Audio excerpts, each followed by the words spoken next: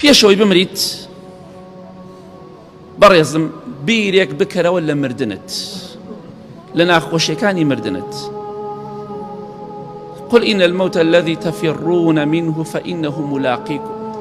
خواهی گەورە دەفەرمێ ئەی پێغەمبەری خوا صلی الله عليه وسلم بە خەڵکی بڵێ ئەو مردنەی کە لێی ڕائەکەن بەخوا ڕۆژێک هەرەتان نگرێتەوە.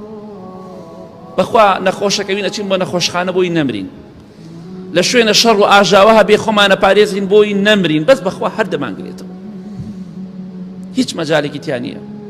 بەخوا ڕۆژێک دێت لە قورگمانەوە ڕۆحەکەمان لە گەرومان دەرەچێت دەرەوە. جا پێشەوەی گوناه و تاوان بکەی بیرێک بکەرەوە لە مردن و ناخۆشیەکانی مردن. ئیمامی حەسەنی بەسری ڕەحمەتی خوای لێبێ دەفەرمێ یەکێک لە پیاوچاکان مرد، ڕەحمەتی خوای لێبێ، لە دوای مردنی کەسێک خەوی پێوە بینی، لە خەویا بینی وتی فەڵان کەس مردن چۆنە، ڕۆحکێشان چۆن بوو؟ كل نفس ذائقة الموت، هەموو نەفسێک دەمرێت.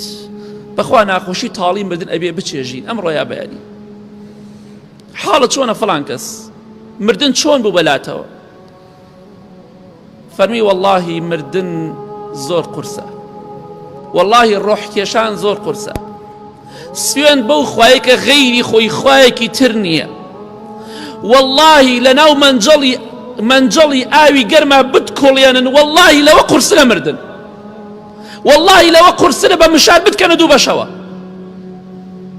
ئەمە دوای مردنی یەکێ لە پیاوچاکان ڕەحمەتی خوای لێبێ، واللهی زۆر قورسە، وەکو وای ناو منجڵە بتکۆڵێنن. دەی کاکە بۆ بیری لە مردن ناکەیتەوە، خوشکەکەم بۆ بیر لە مردن ناکەیتەوە، تەنها لەبەروی نەفسی خۆت تێرکەی، بۆ شتێ پارەپولت دەستکەوێ، خوای ئەرز و ئاسمان لە خۆت تووڕە دەکەی، دڵنیابە لە دوای مردنت باجی هەموو تاوانەکانت دەدەی. هەموو خۆشیەکان دەڕوان، بەڵام تاوانەکان سزاکەی و سەرشۆڕەکەی چاوەڕێی ئەو کەسانە دەکا کە تۆبە ناکەن و ناگەڕێنەوە بۆ لای خوا. جا پێشەوەی گوناه و تاوانکەی مردنت لە بیر نەچێ، بیر لە مردن و ناخۆشیەکانی مردن بکەرەوە.